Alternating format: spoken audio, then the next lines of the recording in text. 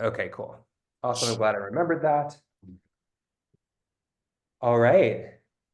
We just have a few minutes with you, so not a ton of time. You ready to get going? Yep.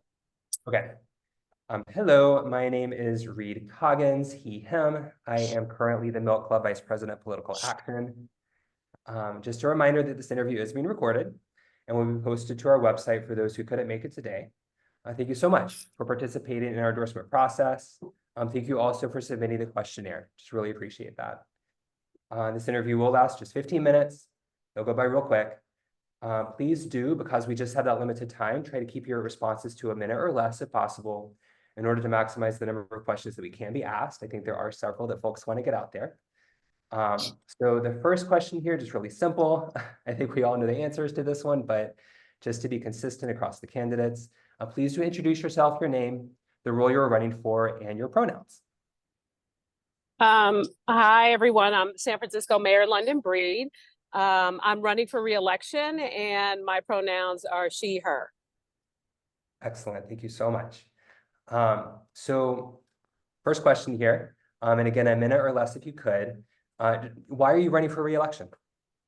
Well, the city has been through some really challenging times. As you know, I became mayor during tragedy when Ed Lee passed away in office. We dealt with a global pandemic and an explosion in crime afterwards. And it's been challenge after challenge after challenge. And of course, it's a major city, so there are always going to be challenges, but we are starting to see real change. And I'm really, hello? Sorry about that. I think somebody was not on mute there, but I think they're good now. Oh. Sorry about that. Yeah. So what we're starting to see with helping over 15,000 people off the streets, crime being the lowest it's been in 10 years, and all the work that we've done to move our city forward and to really focus on transformation and our economic recovery. I'm really excited about what that means for the future, and I want to continue to lead that change. Great. Thank you so much. I just have one more question for you from me, and then I'll open it up to others. Question is, why are you seeking the endorsement from the Harvey Milk LGBTQ Democratic Club? And how do you assess the role of the Milk Club in San Francisco politics? We've asked this of all the mayoral candidates. So why are you seeking our endorsement, and how do you assess our role in the city?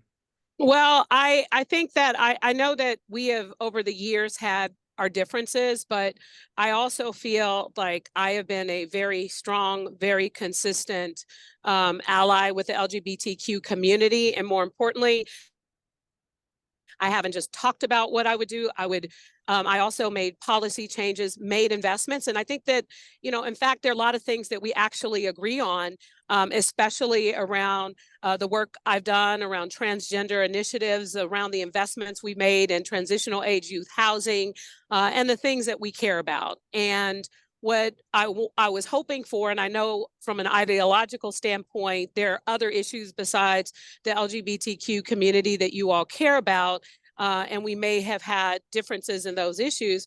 But I do think that there is an opportunity for us to continue to work together on the things that we share common ground on. And my hope is that even if I'm not endorsed as your number one candidate, because I know, maybe Supervisor Peskin is more aligned with what you all probably might want to support. I think that, following the ranked choice strategy, making sure that you provide support for other candidates like myself, who at least is willing to work on many of the issues that I know you care about, could be very helpful. Thank you so much for your answer there. All right, just going to see who else in the room or maybe on Zoom has a question. Yes. Hey, thank you, Mayor Breed, for coming today. We really appreciate it. My name is Maxine Dugan. I'm a currently working prostitute of 35 years, and I pretty much plan on working as a prostitute for another 35 more. And I just noticed on your questionnaire that you left the question about supporting decriminalization of sex work unanswered. And so I was wondering if you could say a couple things about your position on arresting people for prostitution and what's going on with the diversion program, and if you support decriminalization.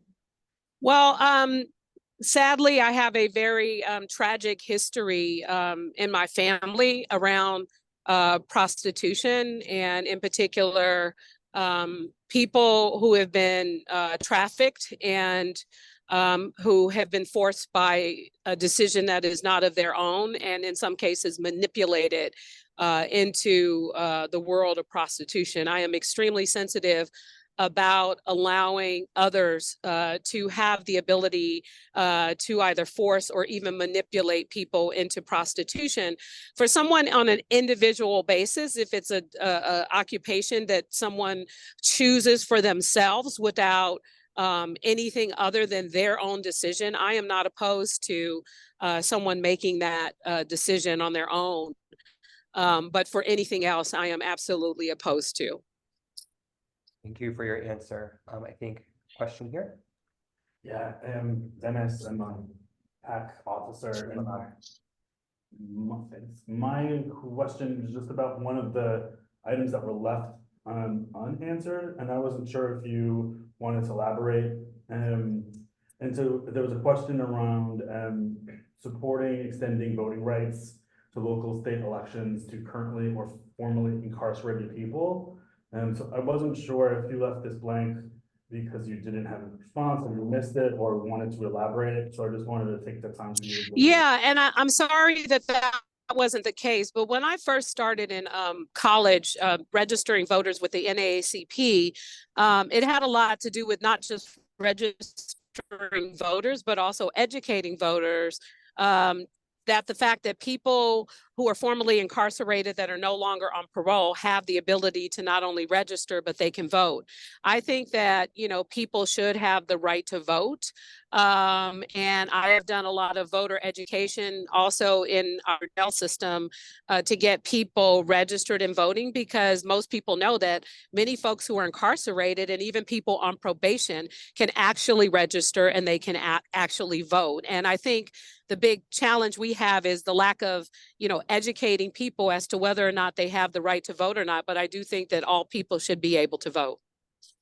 Right. Thank you for clarifying. Thank you. Next question. Yes, hi, Mayor Bree, good to see you. My Thank question is, last year it felt that we were extremely close to implementing safe consumption sites with yourself in collaboration with Supervisor Ronan and other board supervisors, yet we still don't have those wellness centers, unfortunately, that could provide life-saving services. Could you give a bit more of what happened and explain why that deal on the board and with your office wasn't made?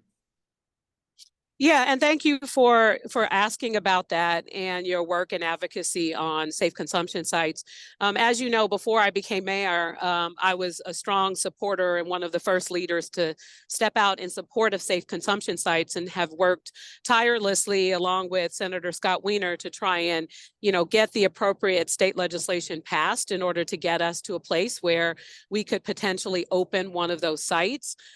It's been a lot more complicated legally, and we've taken a few steps. For example, the last piece of legislation we did would allow nonprofits to seek and receive private funding to potentially open and host one of those sites.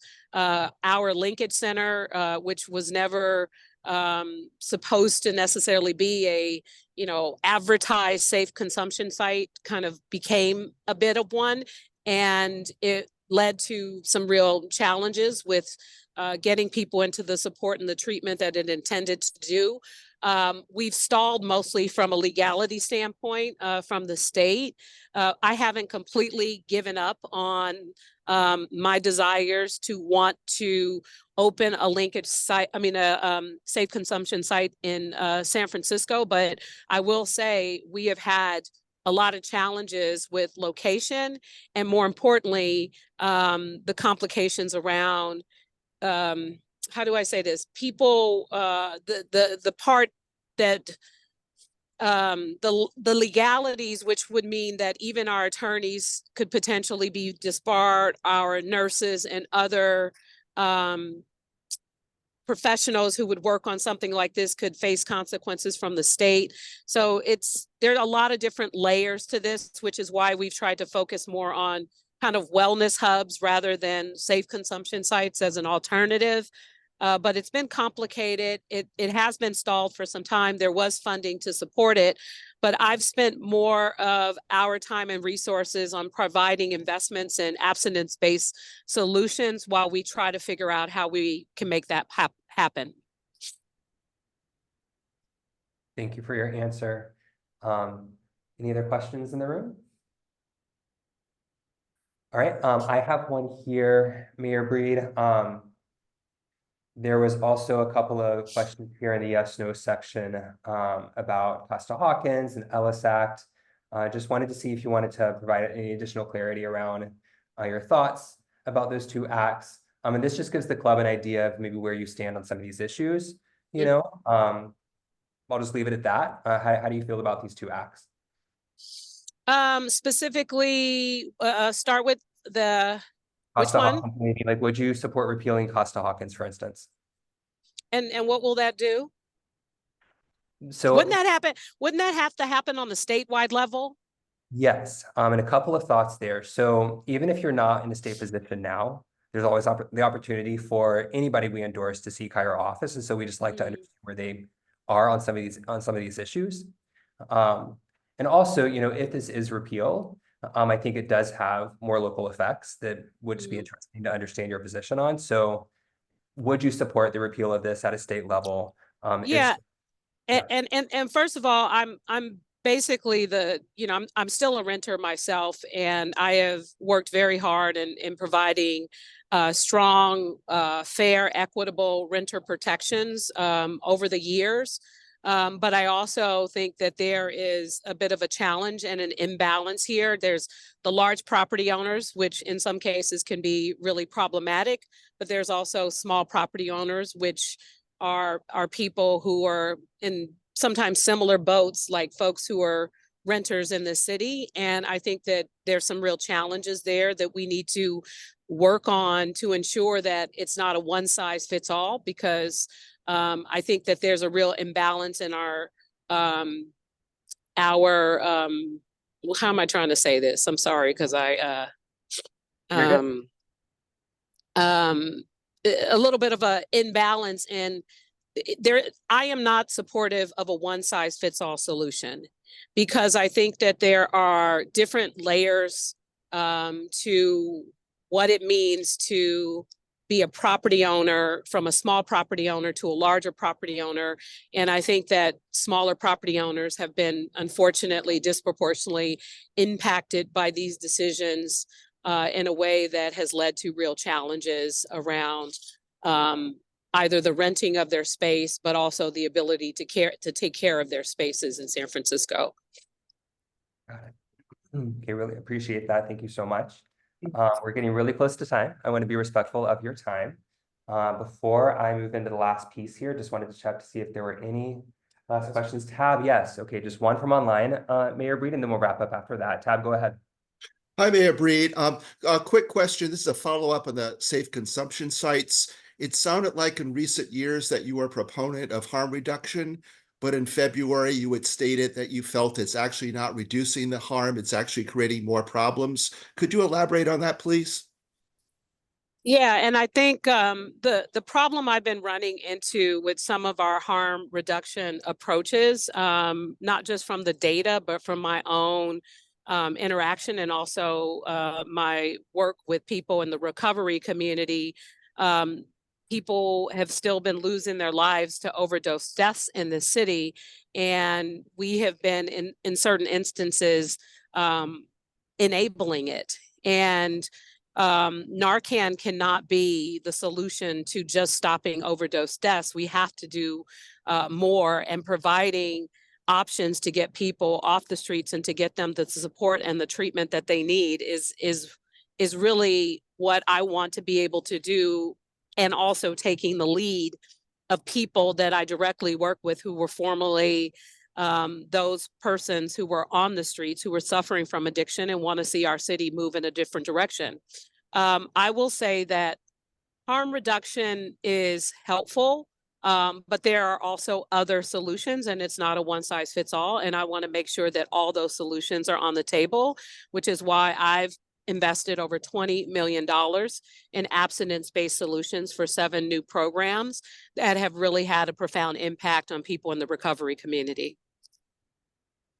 Can I just do a follow-up? Super quick follow-up, Mayor Breed, if you have another minute there. Yeah, go ahead. I can just- what are those programs? So one of the most recent program, Her House, for example, we just opened that one. It's 39 new beds for women who have children who want an abstinence-based solution where they live with their children, wraparound services and programs, and it's all women and it's all children.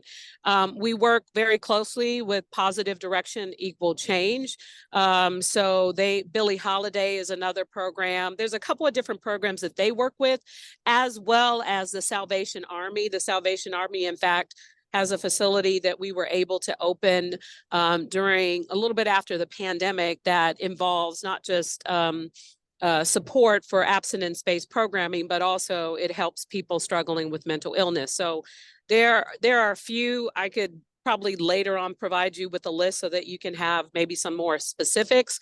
But I'm really proud of this work and what it's done to help people turn their lives around. We would like those specifics.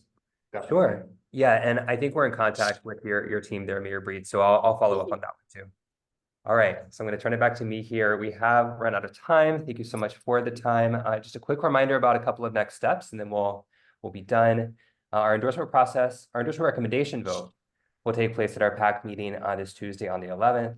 The final endorsement vote will take place at our general membership meeting on the 18th. There's no expectation of your or your staff's attendance at these meetings. We just wanted you to know about the timeline.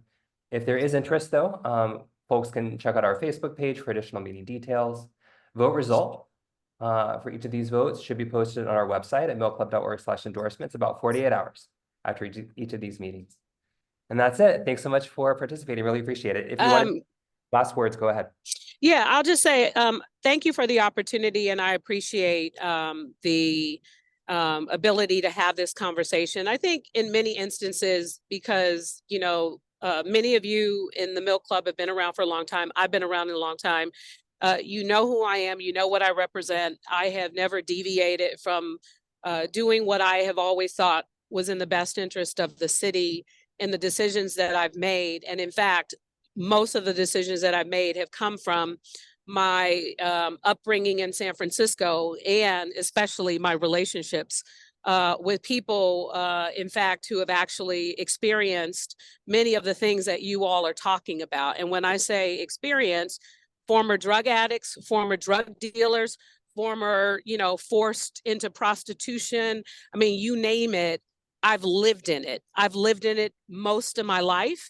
And many of my relationships of people who have had similar experiences are really critical in helping me to make very hard decisions around the kinds of policies that I've made, including some that I know have been very controversial with the Milk Club, including Proposition F, which is something pushed by mostly African Americans who are former addicts in San Francisco who wanted to see change. So I know that it is not probably the thing that is something that you all support, and I understand that and I respect that. But I also just want you to understand where it is all coming from for me, because I actually lived in it for a significant part of my life. And no matter, you know, how challenging it is sometimes to make these decisions and how oftentimes political they may appear, I will not do this job in fear of losing it, and will always make a decision based on what I think is going to help us get to a better place. And my hope in moving forward is that the Milk Club is at least open to maybe working with me and some of these people that I'm talking about in shaping policy, making the kind of decisions that are going to lead to the results that I believe we both share in common. We both want the good results. We just have a differences sometimes in the in the how we go about those particular results, but I do think that there are ways that we can work together to achieve our goals, and my hope is that we'll be able to do that. Thank you for that outreach there. Really appreciate it. And we very well might take you up on that. So, All right. yeah. But yeah, again, thank you for your participation. Thank you for those words. And yeah, we will have those results up a few hours after each of those meetings. So, Okay. thank you so much. All right. Thank you so much. Take care. Bye. All right, everybody else on Zoom, I think that was our last interview of this cycle. We'll have another one next month. Thanks for bearing with us, trying to make our way through all of these races. I don't know if everybody was aware of this, but there were anywhere from 53 to 55. There's some dispute about this. Candidates on the ballot for mayor. So there's just a lot of folks who are running for these different offices. So we have made a decision to split it up a little bit so it could be a little manageable for the team. But again, thanks for bearing with us through the cycles. I think we will have all the endorsements wrapped up in August. So thanks for attending this one. Hope to see you at the next one. Talk to you soon. Thank you, Todd. I see you there. Talk to you all soon. Everybody else. Yeah. Thanks so much.